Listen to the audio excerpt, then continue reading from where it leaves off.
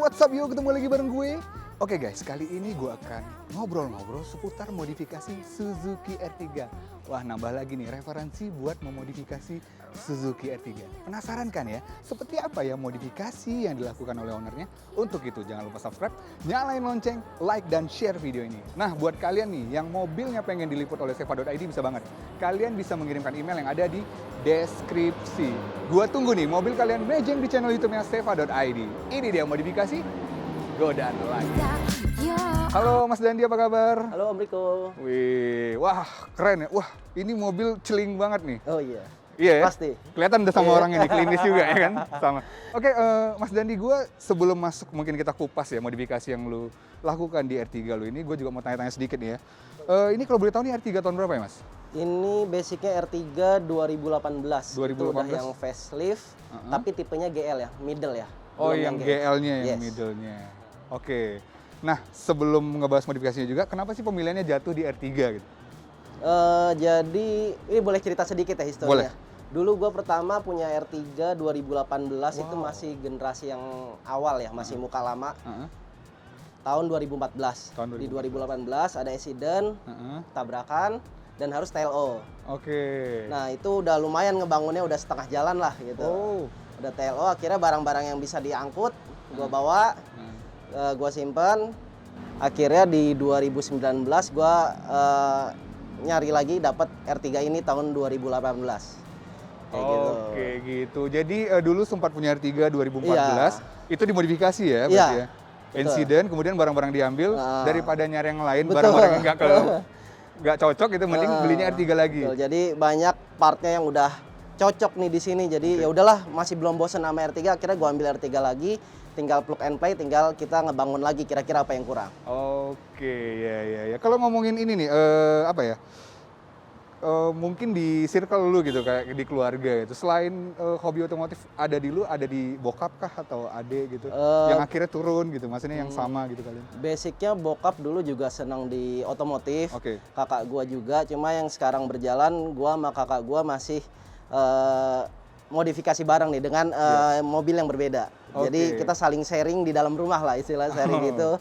Tukar-tukuran barang yang bisa dipakai, kita saling nyoba kayak gitu. Jadi kita bisa sharing sama kakak sendiri, itu berarti lumayan enak. sharing di rumah ya, nggak ngomongin lain tapi ngobrolin mobil ya. Betul. Oke. Ini nih support dari istri bagaimana nih dengan yang ada sekarang gitu? Alhamdulillah so far istri juga support, tapi tetap ngelihatlah kondisi di rumah seperti apa, kondisi finansial seperti apa. Jadi ada batasannya, tapi selama itu nggak mengganggu apapun nggak masalah. Oke, namanya laki-laki ya, punya hobi gitu. Daripada main yang lain, mending main yang ini. Betul. Oke, Mas Dandi, gue mau tanya juga nih, dari konsepnya sendiri yang lu yang lu bawa ke R3 ini apa sih? Pertama basicnya itu tetap OEM. Gue pengen terlihat OEM, tapi agak berkelas. Jadi gue bisa bilang nyebutnya OEM luxury gitu. OEM luxury, Betul. lu nyebutnya. Oke. Berarti dulu ya, kalau ngomongin dulu, karena kan ini barang-barang udah masuk ke R3 yang kedua ya. Betul. Dulu waktu ngebangun R3, itu tuh yang hal pertama yang lu perhatiin apa sih sebenarnya dari sektor mana? Gue pengen tahu sih itu. Dulu awalnya itu audio. Gue pertama main audio. Oh, berarti lu lebih mengutamakan dari sisi itu ya, dari sisi interior berarti ya? Karena kita sering di dalam mobil, akhirnya yang gua buka itu yang bisa kita nikmati sendiri dulu. Oke, jadi modifikasinya yang bisa lu nikmati dulu. Betul. Ya, khususnya di interior, Iya. mainnya di audio. Oke, nah kita ngebahas dulu nih dari sektor eksterior nih, dari R3 kedua lu nih. Dari sisi eksterior, yang sudah dilakukan modifikasi apa nih?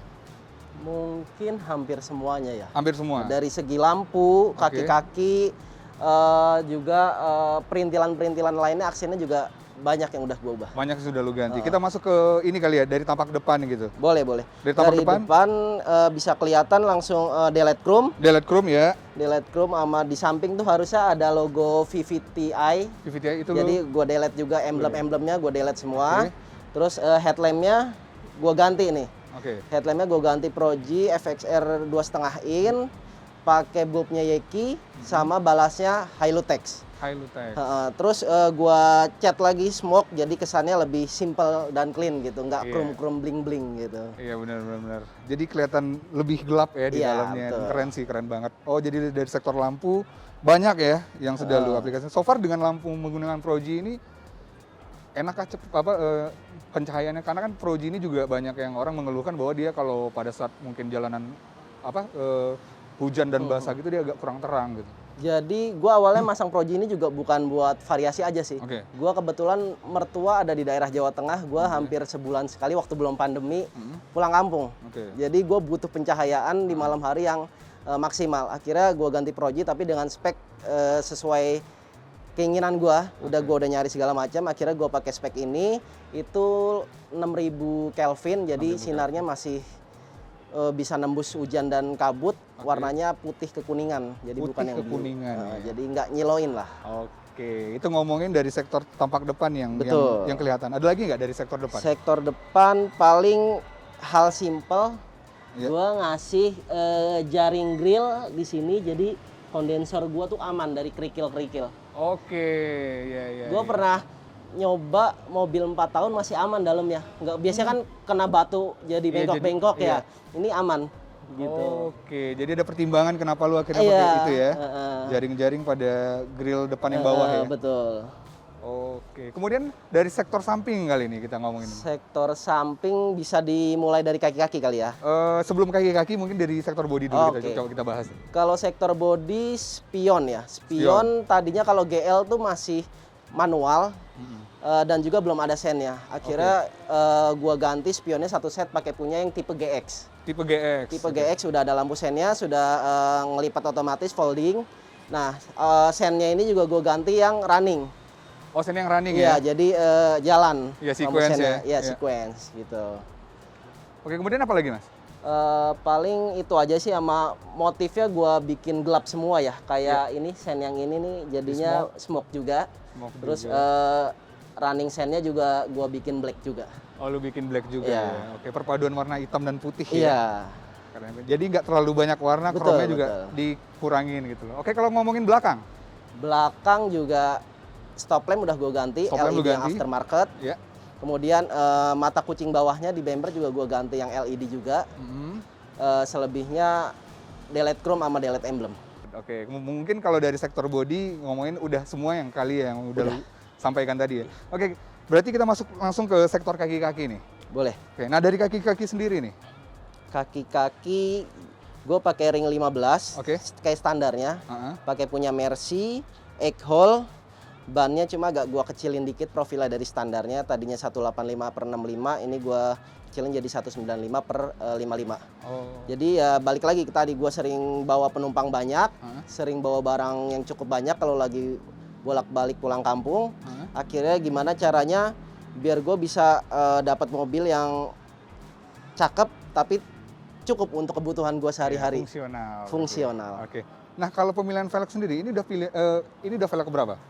Velg ini udah keempat ya. Itu dihitung dari mobil gue yang pertama ya. Jadi kan memang prosesnya sama tuh. Gue trialnya dengan mobil yang sama. Jadi gue pakein akhirnya di egg hole ini, ring 15. Ring 15, oke. Jadi udah 4 kali pergantian dari mobil pertama ya. Akhirnya jatuh ke sini. Ini udah cukup lama berarti ya lo pakai? Ini kurang lebih setahun sih. Kurang lebih setahun. Oke, berarti kedepannya akan mau diganti nih kayaknya. Kemungkinannya iya. Kemungkinan. Karena kan tadi lu ngomong nih, ini mobil lu fungsional karena lu sering bolak-balik ke kampung gitu kan. Berarti ngomongin suspensi udah diganti belum sih? Suspensi full. Atau udah dimodifikasi? Depan belakang udah gue ganti. Udah diganti. Kalau boleh tahu depan pakai apa, belakang pakai apa? Depan gue pakai shocknya Yaris, pernya custom. Belakang pakai shock Yaris juga, pernya pakai all new R3. Pernya pakai all new R3. Nah, pertimbangan lu memutuskan untuk kombinasi antara Yaris dan juga yang di depan? Pernya per apa tadi? Per custom dan kemudian di belakang shock Yaris, pernya per R3 all new ya. Iya. Itu apa sih pertimbangannya? Punya referensi dari mana tadi? Itu referensinya dari tempat bengkel juga, tempat bengkel kaki-kaki langganan gua juga dari sebelum-sebelumnya.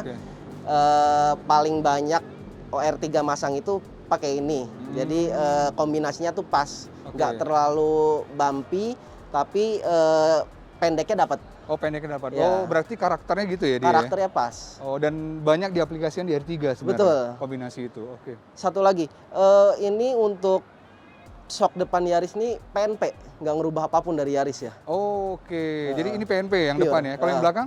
Yang belakang perlu di custom sedikit untuk shocknya, karena kedudukan bautnya agak berbeda. Oh, malah yang depan itu PNP dia yang masuk depan ya. PNP. Oke. Ini pergantian dari shock breaker itu yang kayak tadi lu bilang kan pakai kombinasi antara Yaris dan aftermarket. Itu tuh untuk mencari fitment dan apa ya? Posisi yang nyaman sebenarnya Betul. untuk berkendara. Gua sih udah nyoba beberapa kali, kurang lebih 4 kali. Gua nyoba pakai shock ini, shock ini, per ini, akhirnya sampai saat ini gue masih nyaman dengan yang ini sih. Cuma kedepannya gue belum tahu lagi kalau ada yang lebih nyaman lagi gitu. Oke. Pertimbangan pakai coilover mungkin? Pakai coil over mungkin ada, cuma Oke. masih belum dalam waktu yang dekat karena sejauh ini juga cukup gitu. Toh gue bukan buat yang racing, Iya. jadi nggak perlu di adjustable. Jadi segini pun standby juga udah cukup. Oke. Gitu. Iya, mantap. Jadi oke, nah kan lu sudah sharing ya seputar dari eksterior dari mobil R3 lu ini sendiri. Nah, gue juga pengen tahu nih, konsep ke depan yang akan lu aplikasikan di R3 lu ini ada nggak sih? Boleh diceritain sedikit? Konsep kedepannya ada Iya. sih. Jadi ini kan 7-seater ya Oke. basicnya. Dan konsep di gua ini luxury. Oke. Jadi bayangan gua tuh kedepannya pengen bikin di 4-seater. Oke. Bangku tengahnya gua mundurin tapi gua ganti kursi yang luxury juga. Oh, Gitu. oke. Jadi memang membuat nyaman Iya. di sisi penumpang berarti ya. Jadi mungkin bisa pakai kursi captain seat. Oke. Kalau untuk bagian depannya mungkin bisa gue ganti seatnya BMW seri 7 dengan Oke. tombol-tombol elektrik ya. Iya. Jadi luxury-nya benar-benar dapat. Oke, itu kan ngomongin interior. Kalau dari eksterior sendiri? Kalau dari eksterior sendiri so far segini udah cukup sih bagi Oke. gua. Tapi paling perlu trial di kaki-kaki khususnya di velg sama ban, kira-kira mana lagi yang bakal lebih proper gitu. Oke, jadi ada beberapa sebenarnya Iya. kayak konsep yang akan diaplikasikan untuk ke Betul. depan ya.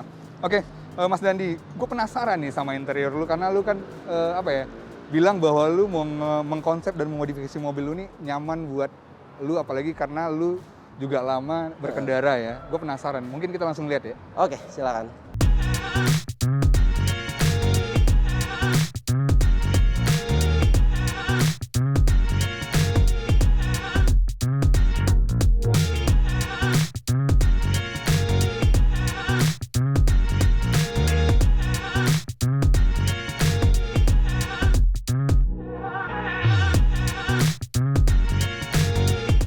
Oke Mas Dandi, tadi udah sharing seputar eksterior, sekarang kita masuk ke interior. Gue penasaran jujur tadinya.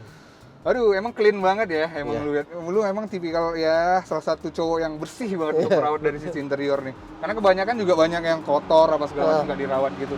Nah, Mas Dandi, kalau dilihat nih, kalau gue lihat cuman perubahan yang terjadi di interior itu kan kayaknya tidak terlalu banyak yang gue lihat ya. Tapi nggak tahu nih dari lu apa aja sih sebenarnya yang sudah berubah dari sisi interior dari R3 GL lu ini? Pertama yang kelihatan mungkin three-way deh. Oke, Three-way three-way. dari segi audionya udah gua rombak semua, sampai ke bagasi belakang juga udah gua custom juga. Oke. Jadi di depan pakai three-way-nya Impulse, terus tweeternya pakai punyanya Gramon, speakernya pakai punya Cello, Oke. head unit gua ganti Pioneer. Heeh. Terus lagi tipe GL ini belum ada tombol audionya. Switch ya itu Switch ya. audionya belum ada Switchernya awalnya. belum ada. Akhirnya gua tambahin pakai punya GX, dan ini ternyata gue pikir ngerubahnya gampang, tinggal pasang doang. Ternyata dalemannya banyak yang kerubah juga. Oh, Gitu. oke. Dibanding dengan lu ganti setirnya langsung, Masih lebih mahal ganti setirnya langsung. oh masih lebih mahal Iya. ya. Dan kalau cuma pasang ini doang biayanya lebih murah Iya, ya. lebih murah Oke. gitu. Kemudian apa lagi nih Mas? Kemudian yang kelihatan lainnya dari jok udah Oke. gue ganti kulit pakai leather looks, juga modelnya gue bikin warnanya yang cocok juga dengan warna kabinnya, Oke. abu dan beige ya. Beige ya. Gitu. benar. Oke, jadi itu ya jok, kemudian entertainnya, terus setirnya dicoba di upgrade ke yang GX-nya ya. Betul. Kemudian ada lagi nggak Mas? Ini cup holder ya, cup Oh, holder iya. bawaannya R3 semua tipe hanya di kiri aja. Kira ini gua custom, yang kanan juga ada cup holder ya. Jadi kalau perjalanan jauh naruh minum di sini bisa dingin, Oke, enak benar, gitu. benar. Oke, ada penambahan ya Betul. berarti ya, ada custom dari Heeh. untuk segi cup holder sendiri. Kemudian ada lagi nggak? Untuk dari Paling ini sih, karena kan gue sering jalan malam ya. Oke. Jadi kalau R3 semua tipe nggak ada day night view-nya. Oke. Akhirnya gue ganti pakai R3-nya diesel. Ini plug and play. Jadi ada day night-nya. Jadi kalau ada lampu sorot dari belakang nggak ganggu nyetir kita kalau malam hari sih. Oke. Jadi pengaplikasian dari modifikasi di interior tuh fungsional ya. Fungsional semua. Yang lo lakukan ya. Betul. Nah, sempat lu tadi singgung sedikit pas kita lagi sharing seputar eksterior bahwa lu dari dari interior sendiri akan di-upgrade tuh adalah dari itu ya, kursi Iya, ya. kursi. Baik kursi penumpang maupun kursi driver itu sendiri. betul. Selain itu, mungkin ada lagi nggak yang akan coba lu aplikasikan di dalam interior dari R3 lu ini? Jangka panjangnya pengen gue kasih sunroof juga. Sunroof. Jadi kesan luxury-nya makin dapet. Itu aja sih.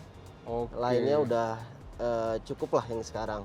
Oke, karena kalau gue lihat lu juga penikmat audio nih, entertain. Iya. Mungkin dari sektor audio?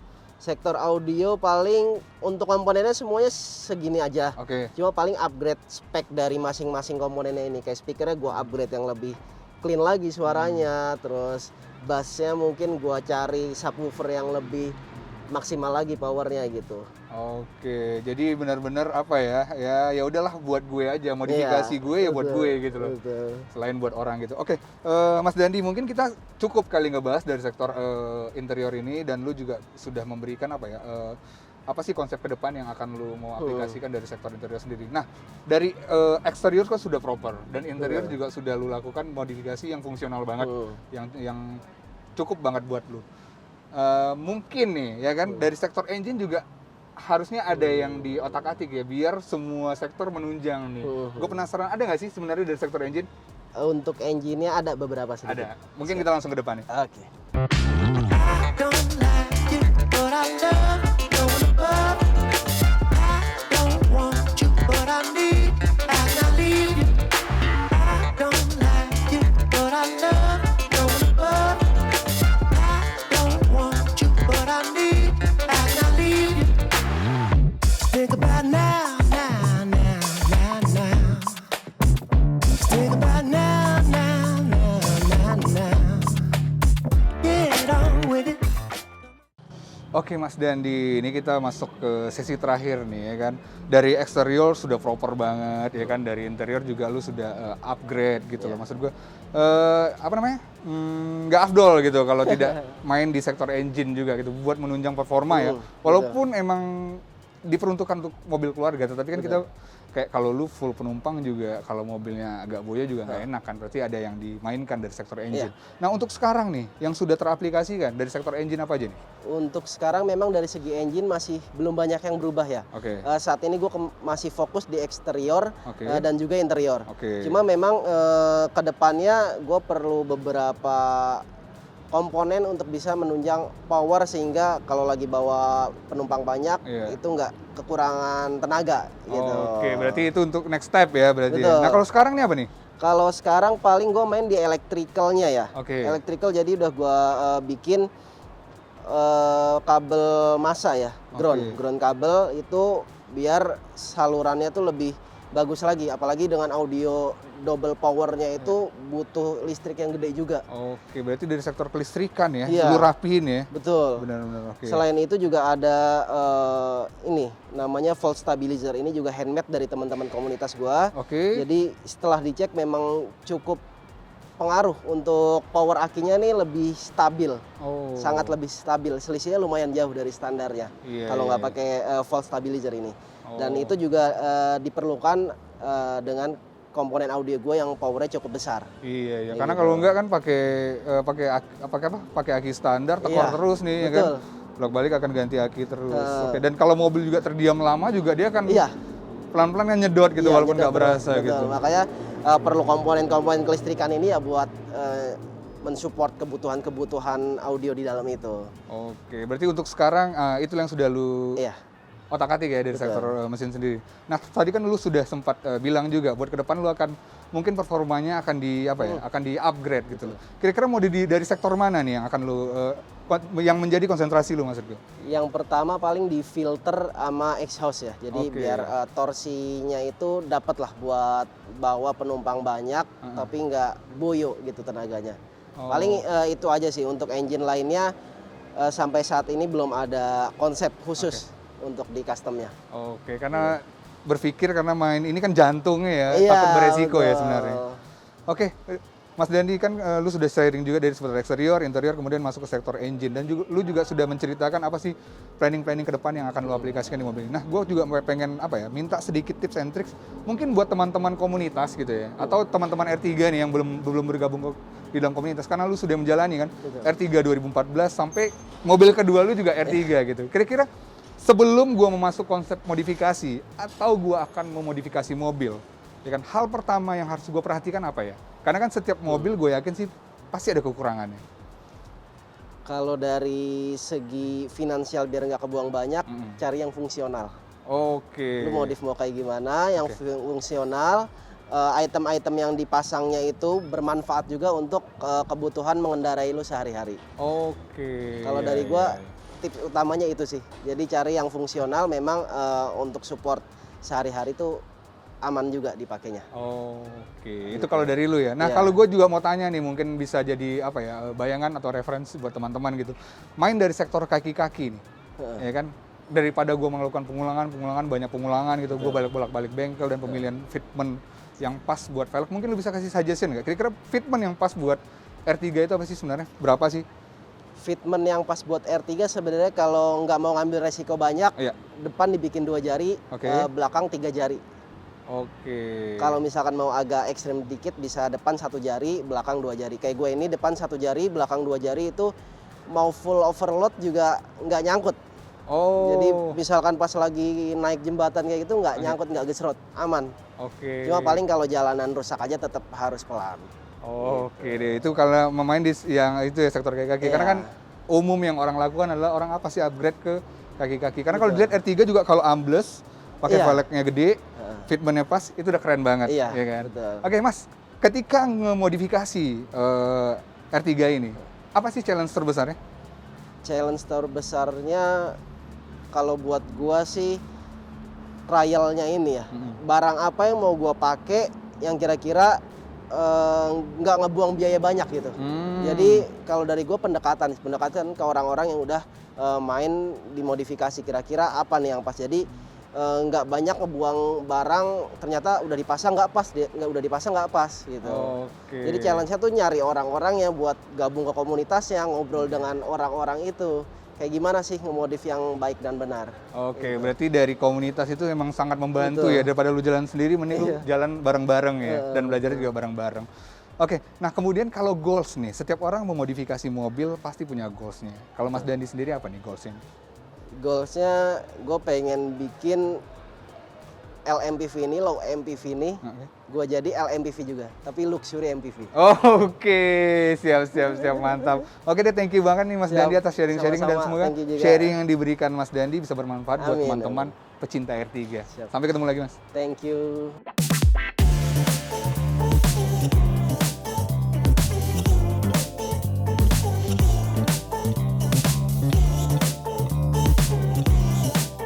Oke guys, itu tadi ngobrol-ngobrol gue dengan Dandi seputar modifikasi Suzuki R3. Wow, keren ya. Dan bagaimana menurut kalian? So, setiap orang punya interest modifikasi yang berbeda-beda. Setiap modifikasi yang dilakukan menjadi kepuasan tersendiri bagi ownernya. Jangan lupa saksikan terus Modifikasi Go dan Lelaki. Ini dia cerita laki-laki yang hobi modifikasi.